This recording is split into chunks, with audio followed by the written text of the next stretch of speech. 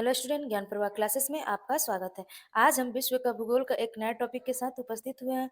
इसके पहले हमने पॉलिटी और हिस्ट्री के तीनों भाग, प्राचीन भारत, मध्यकालीन भारत और आधुनिक भारत के शॉर्ट नोट सीरीज का फुल वीडियो अपने चैनल पर अपलोड कर दिया है। अगर आप लोग उसे देखना चाहते हैं तो हमारे चैनल पर जाके प्ले लिस्ट में उसे देख सकते हैं। तो चलिए हम आज की टॉपिक की शुरुआत करते हैं।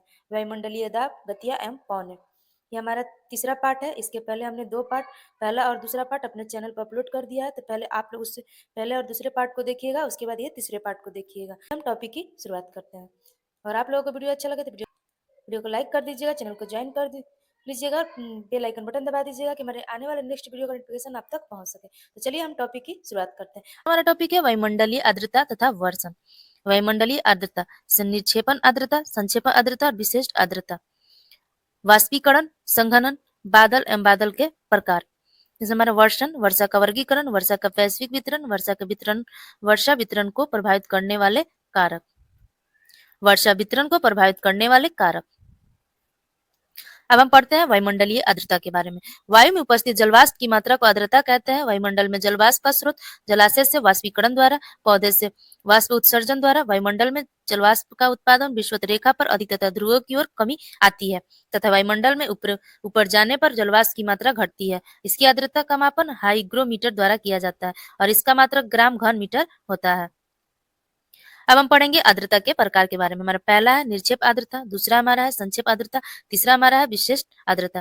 पहला हमारा है निर्क्षेप आर्द्रता। नियत ताप पर 1 घन मीटर वायु में उपस्थित जलवाष्प को निर्क्षेप आर्द्रता कहते हैं।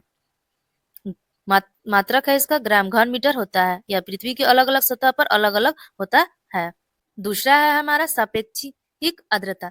यह निश्चित तापमान पर एक निश्चित आयतन की वायु में उपस्थिति जलवाष्प एवं उसकी आर्द्रता समर्थ आर्द्रता धारण करने की क्षमता का अनुपात सांक्षेपिक आर्द्रता होता है। इसे प्रतिशत में व्यक्त करते हैं।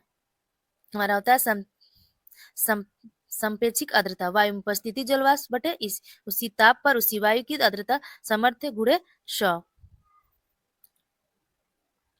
नोट में हम पढ़ेंगे तापमान बढ़ने पर वायु की सापेक्षिक आर्द्रता घटती है, तापमान कम होने पर सापेक्षिक आर्द्रता बढ़ती है। आर्द्रता तापमान का संक्षेपित आर्द्रता से वायु युक्त क्रमानुपाती संबंध होता है। तीसरा हमारा है विशिष्ट आर्द्रता।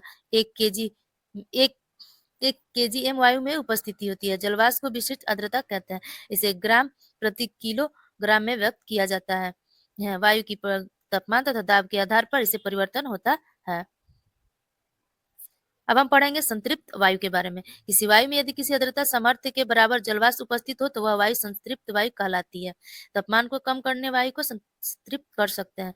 इसे शून्य तापमान पर यह घटना होती है, उसे अवसाद बिंदु कहते हैं।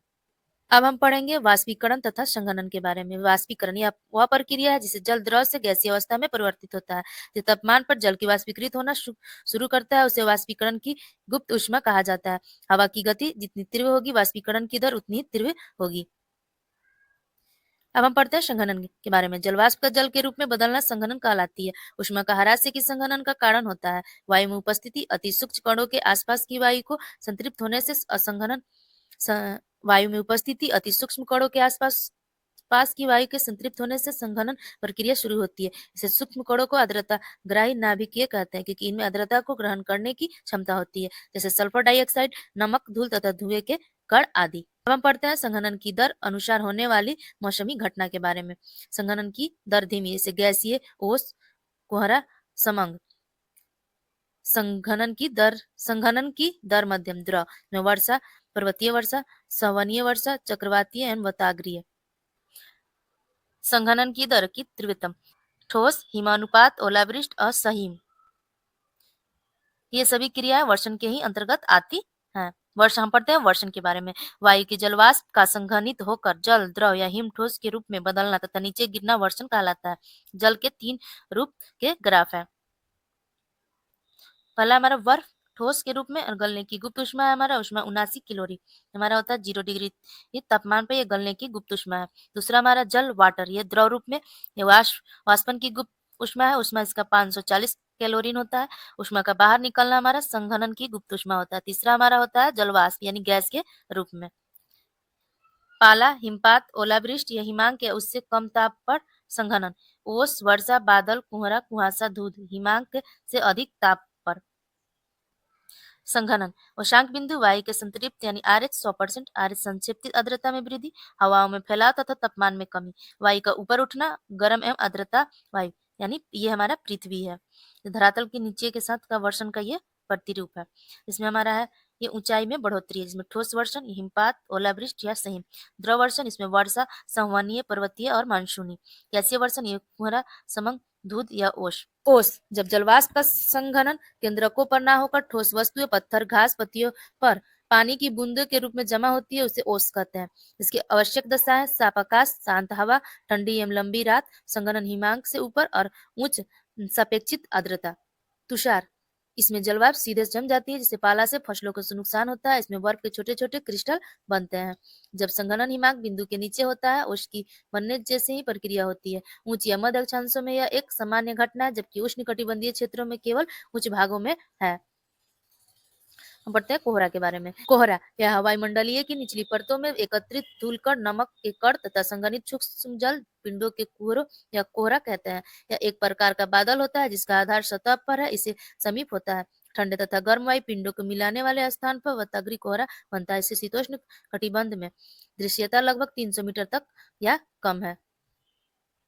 कुहासा ये भी एक प्रकार का कोहरा ही होता है। दृश्यता कोहरे की अपेक्षा अधिक, 1 से 2 किलोमीटर तक। कुहासे में कोहरे की अपेक्षा अधिक नमी रहती है। नगरीय तथा औद्योगिक केंद्रों में धुएं की अधिकता के कारण केंद्रों की मात्रा में भी अधिकता होती है, जिससे बनने कोहरा में धुआं धुआं के मिलने से ध्रुव कोहरा बनता है। बादल या मेघ समान भूमध्य रेखा पर बादल अधिक ऊंचाई तक तथा ध्रुव की ओर ऊंचाई में कमी हो जाती है। इसका अर्थ है वायुमंडलीय में पानी की छोटी छोटी बूंदों के समूह में बादल कहा जाता है। यह ऊंचाई पर जलवाष्प के संघनन द्वारा निर्मित होते हैं। बादल का वर्गीकरण ऊंचाई, विस्तार, घनत्व, पारदर्शिता तथा रंग बिरंग रूप आदि के आधार पर होता है। बादल हमारे भौतिक स्वरूप के आधार पर 4 प्रकार के होते हैं। पहला हमारा है पच्छाद मेघा, सर्वाधिक ऊंचाई पर पाया जाता है। मोतियों की माला कहा जाता है, चक्रवात का सूचक होता है। पंछी के पंख जैसा इसका स्वरूप में बादल होता है, ये देखिए आप। दूसरा है हमारा कपासी मेघ, साफ मौसम के सूचक होते हैं। फूलगोभी जैसी आकृति की होती है। बादल स्वरूप धुनी हुई रुई जैसी आकृति में दिखता है। तीसरा हमारा स्तरीय मेघ, क्षैतिज विस्तार सर्वाधिक होता है। मेघ परतदार होते हैं, आसमान में विस्तृत क्षेत्रों में पाया जाता है। ये बादल स्वरूप पतली चादर जैसा होता है। चौथा हमारा वर्षा मेघ, यह जल वर्षा करते हैं। सघनता के कारण धरातल पर अंधेरा छा जाता है। सूर्य किरणों के लिए पारदर्शी होते हैं, पृथ्वी की सतह के नजदीक बनते हैं। बादल स्वरूप मुड़ी हुई चादर के समान घने काले स्वरूप में होते हैं। नोट में पढ़ेंगे कपासी वर्षा मेघ से तेज बौछार, प्रबल झंझावात, मेघों से गर्जन, बिजली की चमक होती है। यह अत्यधिक लंबवत विकास वाले होते हैं। उच्च स्थिति के आधार पर ये 4 प्रकार के होते हैं। में हमारा है उच्च मेघ, इसकी औसत ऊंचाई 6 से 20 किलोमीटर होती है। इसका रंग श्वेत होता है। इसमें हमारा पच्छावी कपासी, मैकरेल, स्काई होता है। इसका पच्छावी स्तरीय प्रभा मंडल हेलो का निर्माण करता है। बी में हम पढ़ते हैं मध्य मेघ, ये औसत ऊंचाई 2 से 6 किलोमीटर होता है। इसका रंग भूरा होता है। यह मध्य कपासी मेघ होते हैं, इसमें होते हैं और मध्य स्तरीय होते हैं। सी में हमारा है निम्न मेघ, इसकी औसत ऊंचाई सतह से 2.5 किलोमीटर तक है। इसका रंग काले रंग का होता है। स्तरीय कपासी, वर्षा स्तरीय, स्तरीय मेघ या कपासी वर्षा मेघ भी कहते हैं। इसमें डी में हमारा है ऊर्ध्वाधर मेघ, जैसे एविल हिट भी होते हैं। इसका अत्यधिक वर्षा होता है, बिजली चमक के साथ ओलावृष्टि होता है और दंडित छजवात होता है। अब हम पढ़ते हैं वर्षण वर्षण के बारे में।